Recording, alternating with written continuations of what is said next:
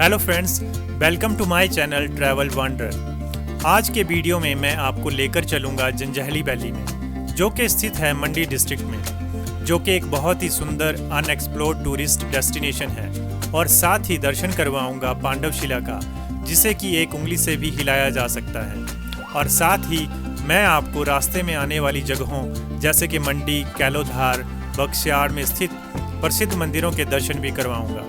तो मेरे साथ आखिर तक इस वीडियो में बने रहें और मेरे पेज को फॉलो करने के साथ चैनल को सब्सक्राइब भी ज़रूर करें। मंडी मंदिरों के लिए काफ़ी प्रसिद्ध है और इसीलिए हम इसे छोटी काशी भी कहते हैं, जिसमें से ब्यास नदी के तट पर स्थित भीमकाली मंदिर मंडी में एक महत्वपूर्ण धार्मिक स्थल है। मंदिर की मुख्य देवी भीमा काली है, जो देवी दुर्गा का अवतार है।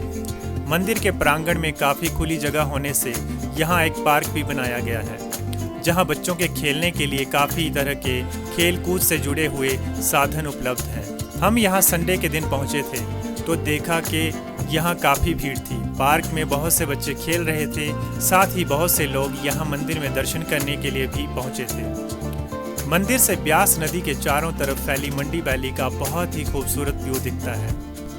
ऐसा माना जाता है कि भगवान कृष्ण और राक्षस बाणासुर के बीच यहाँ युद्ध हुआ था, और ऐसा भी कहा जाता है कि पराजित राजा बाणासुर का सिर मंदिर के प्रवेश द्वार के सामने दफनाया गया था। अद्भुत संरचना के रूप में उभरा भीमा काली मंदिर लकड़ी की नक्काशी से सुसज्जित है, जो लोगों को प्राकृतिक सार के करीब लाता है। मंदिर की दीवारों पर प्रत्येक नक्काशी देवी भीमा काली की कहानी के बारे में दर्शाती है। यहाँ काली पूजा बड़े उत्साह और उमंग के साथ मनाई जाती है। यहाँ से आगे हम बढ़े कुल्लू मनाली रोड पर, जहाँ पंडोह डैम से लगभग 2 किलोमीटर पीछे आपको ये दो सड़कें दिखेंगी, जिसमें से लेफ्ट वाली सड़क जाती है कुल्लू की तरफ और दूसरी जाती है हमारे डेस्टिनेशन जंजैहली की तरफ। जंजैहली जाने वाले रोड की बात करूँ तो यहाँ जाने वाली सड़क कुछ जगहों को छोड़कर ऑलमोस्ट पक्की और काफ़ी अच्छी है। रास्ते में आपको सड़क के दोनों किनारे पर देवदार और चीड़ के घने पेड़ दिखेंगे, जो कि आपके सफ़र को बहुत ही आकर्षक बना देंगे। इस सफ़र में मेरे साथ थे हर बार की तरह मेरे दोस्त अरुण जी, जिन्होंने गाड़ी से सड़क और वैली के चारों तरफ की बहुत ही अच्छी वीडियोग्राफी की है। इनके बिना चलती गाड़ी से यहाँ के मनमोहक दृश्यों को कैमरे में रिकॉर्ड करना बड़ा ही मुश्किल होता। अब हम पहुँच गए अपने दूसरे डेस्टिनेशन कैलोधार में। कैलोधार एक बहुत ही खूबसूरत घाटी, जो कि हरे भरे दृश्यों और घने देवदार के जंगलों के लिए प्रसिद्ध है। कैलोधार बाजार बहुत छोटा है और मुख्य बाजार में केवल 15 से 20 दुकानें हैं। इस जगह का अर्थ बहुत ही रोचक है। यह नाम केवली और धार से मिलकर बना है, जिसका अर्थ है केवली यानी कि देवदार के पेड़ से ढका हुआ और धार मतलब पहाड़ी। यहाँ भी सड़क के किनारे एक बहुत ही सुंदर माता महाकाली लंबोदरी का मंदिर है और मंदिर के साथ ही बस स्टैंड भी है। मंदिर के आसपास देवदार के घने पेड़ों से मंदिर की खूबसूरती और भी ज़्यादा बढ़ जाती है। ये मंदिर आपको बाहर से देखने में सुंदर तो लगेगा ही, उससे भी सुंदर लगेगा आपको इसके अंदर का आर्किटेक्चर। मंदिर में माता महाकाली के दर्शन करने के बाद जब आप इस मंदिर के चारों तरफ चक्कर लगाएंगे तो लकड़ी से बनी हुई मंदिर की दीवारों पर बहुत ही सुंदर नक्काशी देखने को मिलेगी। और मंदिर की दीवारों पर भगवान शिव, शेरावाली माता, हनुमान जी, भगवान विष्णु, माता लक्ष्मी और माँ दुर्गा जी की कलाकृतियाँ देखने को मिलेंगी। मंदिर की वास्तुकला आपके मन को शांति और सुकून से भर देगी।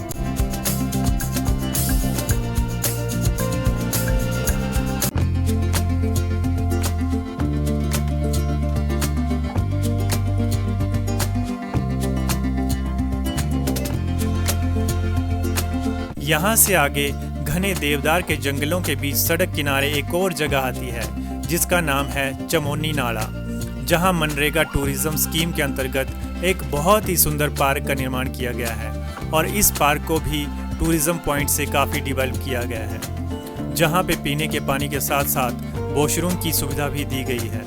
पार्क के बीच में शिवलिंग की स्थापना भी की गई है। इसी कारण से इस जगह को शिव स्थली के नाम से भी जाना जाता है।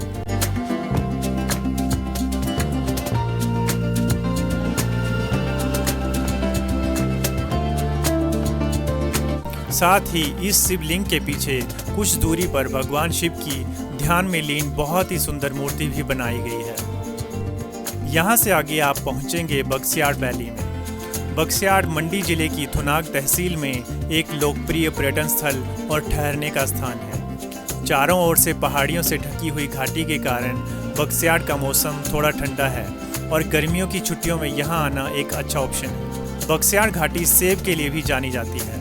यहाँ हर साल बड़ी संख्या में सेब का उत्पादन किया जाता है। बक्सियाड़ वैली के पास एक और जगह है जिसका नाम है देवनाला, जहाँ सड़क किनारे एक और शिव मंदिर हमें देखने को मिला, जो कि वैली के बीचों बीच स्थित है और एक बड़ी सी चट्टान के ऊपर बना हुआ है, जिसे देखकर हम खुद को रोक नहीं पाए और मंदिर में दर्शन करने के लिए रुक गए।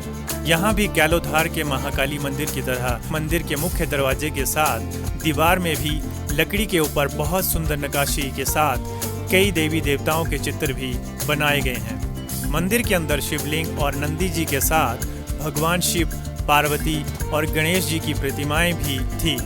यहाँ पर दर्शन करके हमने फिर से आगे का सफ़र शुरू किया, जहाँ हम आगे पहुँचे मंडी जिले की थुनाग तहसील में, जहाँ सड़क के दोनों ओर काफ़ी दुकानें थी, लेकिन सुबह होने के कारण अभी बाज़ार में ज़्यादा चहल पहल नहीं थी। लेकिन यहाँ पर भी स्टे करने के काफ़ी होम स्टे और होटल्स भी थे, तो आप चाहें तो अपनी जर्नी के दौरान यहाँ भी रुक सकते हैं और इस जगह को भी एक्सप्लोर कर सकते हैं।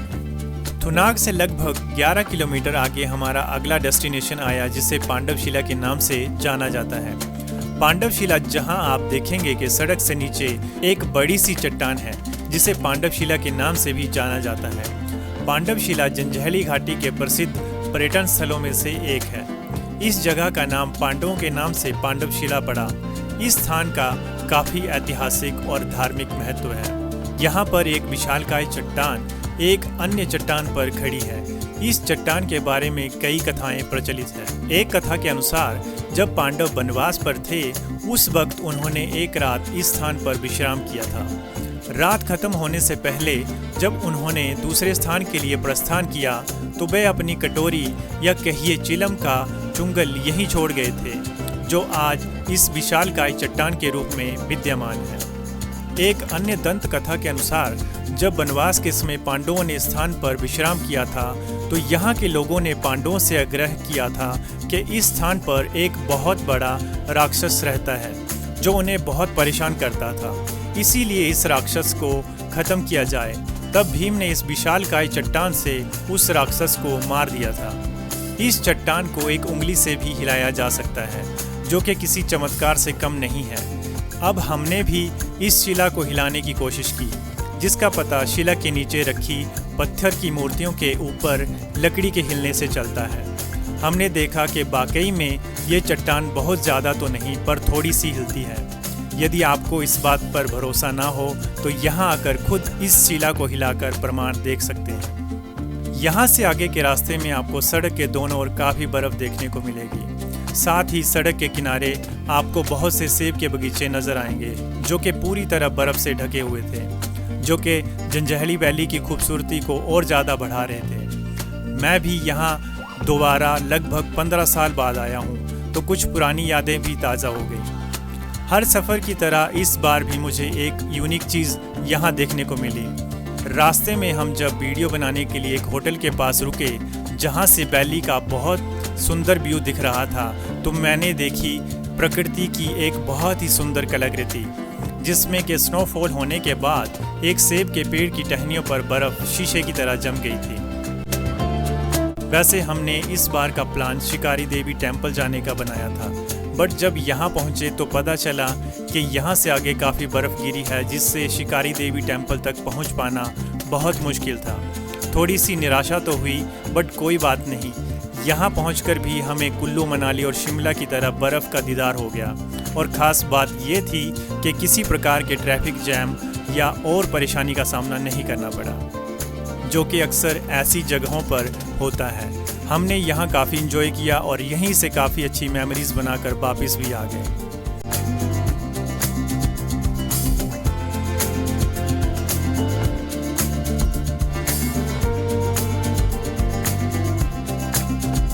यही वो पॉइंट है जहां से हमें जेसीबी में बैठे लोगों ने पीछे वापस जाने को कहा और यहाँ से आगे शिकारी देवी टेम्पल की दूरी थी लगभग 13 किलोमीटर।